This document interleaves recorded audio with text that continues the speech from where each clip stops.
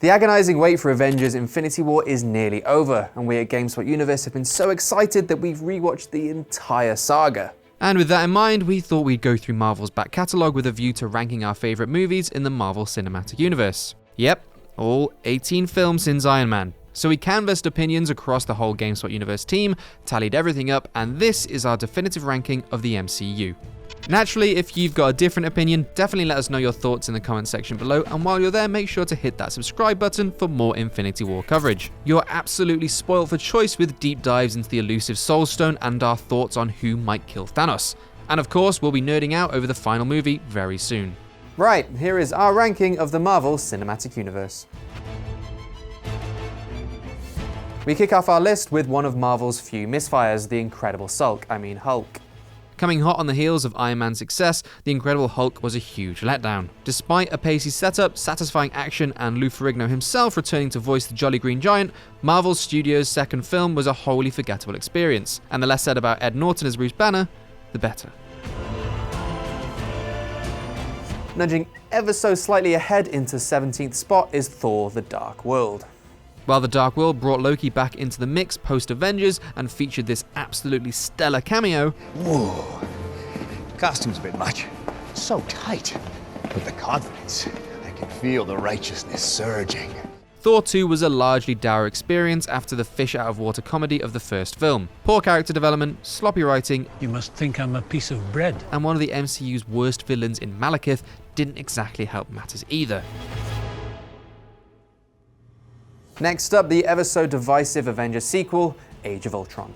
While low down on our list, Age of Ultron actually had a lot going for it. James Spader was on menacing form as the titular villain, we got our first glimpse at Paul Bettany's vision, and even Hawkeye got some time to shine with a meaningful character arc embedded in amongst the chaotic action. But the rest of the film was a bit of an unsatisfying mess. Ultron's major downfall was the fact that the film had the unfortunate task of balancing a lot of characters and their accompanying storylines, and that resulted in, well, Thor prancing around in a space cave.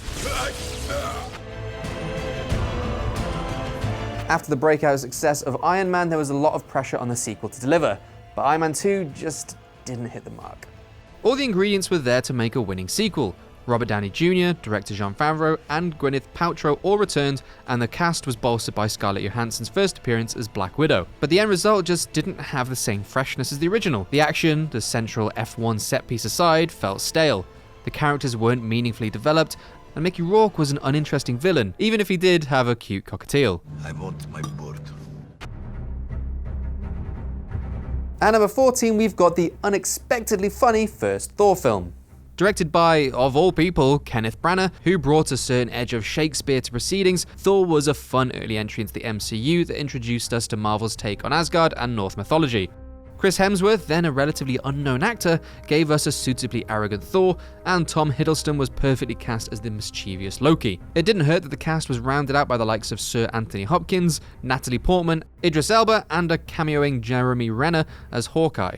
You better call it, Coulson. I'm starting to root for this guy. Iron Man 3 was a bizarre film. Taking place directly after the first Avengers movie, it featured a Tony Stark plagued with PTSD after his encounter with the Chitauri in New York. After the high-tech action of the first two Iron Man films, the third film scaled things back and gave us a down-on-his-luck Stark fighting for survival. His enemy, none other than the Mandarin, who in one of the MCU's most left-field twists is actually Trevor Slattery, a rundown actor from Croydon, South London. Portrayed by Sir Ben Kingsley, Slattery was the absolute MVP of Iron Man 3, simultaneously enraging fans and providing some of the film's greatest moments.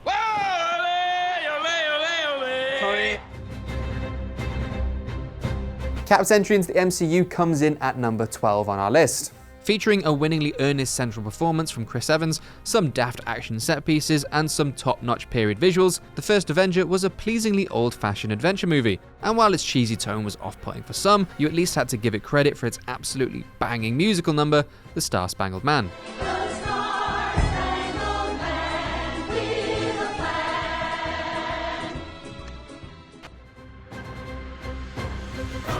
Introducing the realm of magic into the MCU, Doctor Strange was a fun, if stale, origin story of the Sorcerer Supreme. Featuring some absolutely jaw-dropping hallucinogenic visuals, an unformed Benedict Cumberbatch as the arrogant Stephen Strange, and a decidedly self-aware sense of humor, Doctor Strange managed to rise up above its unoriginal story. And let's not forget the Cloak of Levitation, which totally stole every scene it was in.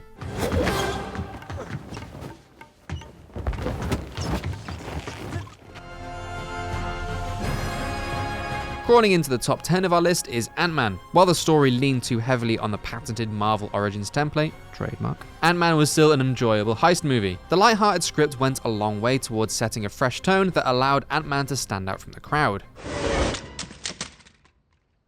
The cast was on top form as well, with Paul Rudd making for a great Scott Lang, Michael Douglas bringing welcome gravitas as Hank Pym, and Michael Pena stealing the entire film as Lewis, although we'd give our right arm to watch the Edgar Wright version.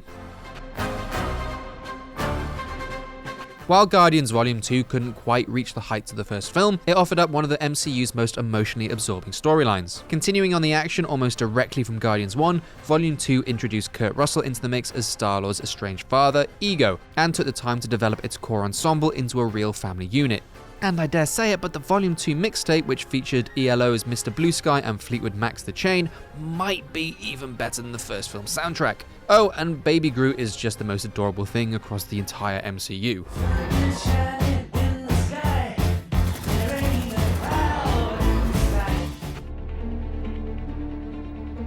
In at number 8 is the movie that started it all, the OG Iron Man film. Jon Favreau's Iron Man was exactly what the comic book genre needed back in 2008, after the likes of Spider-Man 3, Fantastic Four: Rise of the Silver Surfer, and Ghost Rider. Yeah, 2007 really wasn't the best year for cinematic superheroes.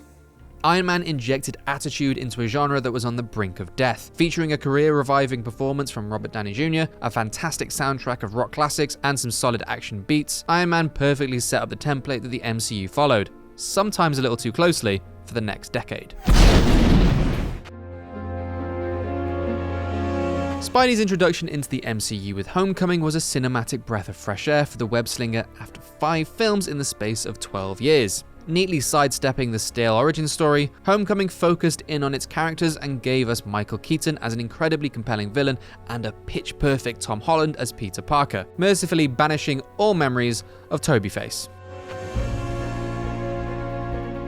The absolutely ace Civil War swings just ahead of Spidey into 6th place on our list. Basically, Avengers 2.5, Civil War saw Marvel finally crack their villain problem. The answer? Make your heroes fight each other. And what a fight it was. You might remember Civil War for the iconic central set piece, but the Russo brothers also peppered a whole host of perfectly judged character beats throughout the film's nearly 3-hour-long running time. Civil War gave characters like Vision, Scarlet Witch, and War Machine the room to breathe alongside successfully introducing newcomers like Spider-Man and Black Panther. The MCU's centerpiece event, the Avengers, is in at number 5.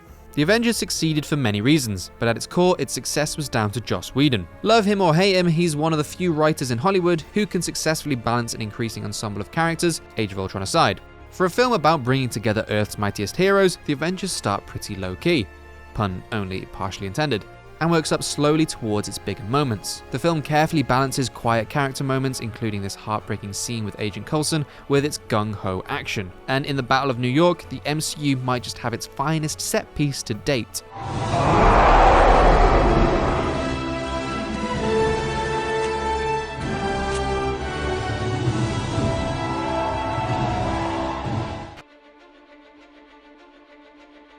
Taika Waititi's utterly bonkers space romp, Thor Ragnarok, was a welcome dose of levity to the MCU, and that's saying a lot for a film that deals with the Asgardian apocalypse. While Cate Blanchett's Hela was a bit of a damp villain, Ragnarok delivered everywhere else. It had a cracking battle royale between Thor and Hulk, stunning visuals, and a stellar supporting cast that included Jeff Goldblum, Tessa Thompson, and Taika Waititi himself as the deliciously dry Korg. Allow me to introduce myself. My name is Korg. I'm kind of like the leader in here. I'm made of rocks, as you can see, but don't let that intimidate you.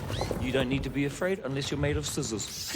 Ragnarok was a daft 80s-inspired cosmic adventure and deserves its place on this list for Korg alone. Piss off, Ghost! He's freaking gone.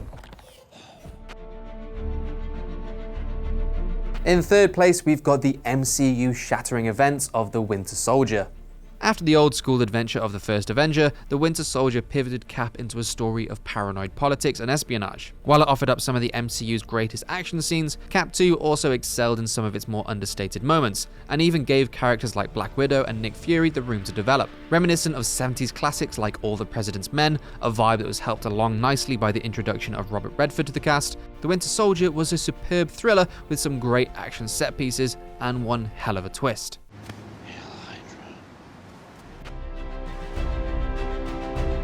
It's only been out a couple of months, but Black Panther is already at the top end of our list.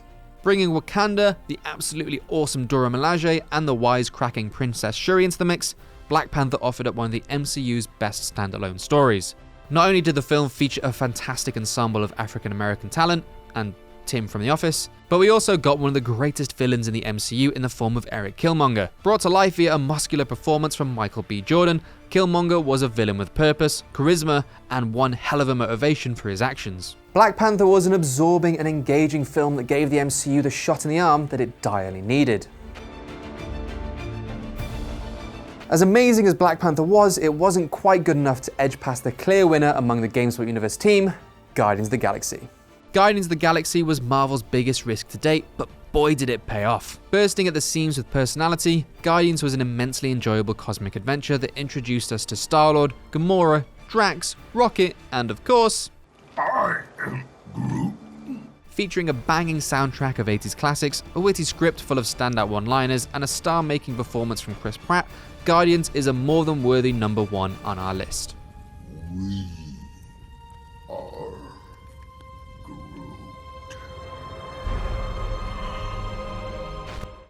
So that was our ranking of the MCU. If you've got your own personal ranking, feel free to leave it in the comment section below, or come find me on Twitter. I'm at @irregulardave, and you can shout at me because I got the ranking completely wrong maybe. If you want some more Avengers Infinity War stuff, you can check out our video. We kind of predicted, or tried to predict, on who's going to die in the film, so, you know, Hanky's ready on that one. But for anything else Infinity War, make sure you subscribe to GameSpot Universe.